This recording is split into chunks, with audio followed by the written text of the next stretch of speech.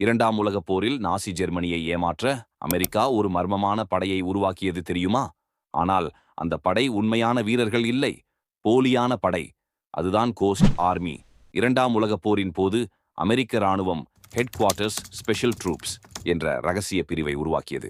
இதில் சுமார் 1100 பேர் மட்டும் இருந்தார்கள். ஆனால் இவர்களது வேலை நாசி ஜெர்மனியை ஏமாற்றுவது. போலியான டாங்கள், ரப்பரில் செய்யப்பட்ட பீப்பாய் மாதிரி டாங்களை காற்று ஊதி வைத்து அது உண்மையான டேங்க் மாதிரி காட்டினார்கள். போலியான சத்தம், பெரிய ஸ்பீக்கர்களில் டாங்கள் ஓடும் சத்தம், குண்டுகள் வெடிக்கும் சத்தம் மாதிரி பிளே பண்ணினார்கள். போலியான முகாம்கள், வெறும் துணியாலே கூட போலியான டென்ட்ஸ் அமைத்து அங்கே உண்மையான ராணுவம் இருப்பது போல காட்டினார்கள். போலியான ரேடியோ சிக்னல்கள், வயர்லெஸ் மூலம் போலியான மெசேஜ்கள் அனுப்பி எதிரிகளுக்கு ராணுவம் பெரிய அளவில் இருக்கிறது என்று நம்ப வைத்தார்கள். இவர்களின் நோக்கம் என்ன தெரியுமா?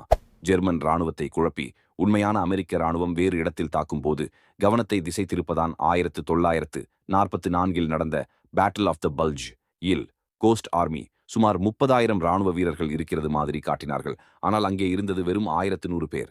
இதனால் ஜெர்மன் படை தவறான இடத்தில் கவனம் செலுத்தியதால் அமெரிக்காவுக்கு வெற்றி கிடைத்தது.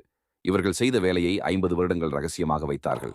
1990களுக்கு பிறகுதான் உலகுக்கு இந்த கோஸ்ட் ஆர்மி பற்றிய உண்மை தெரிய வந்தது.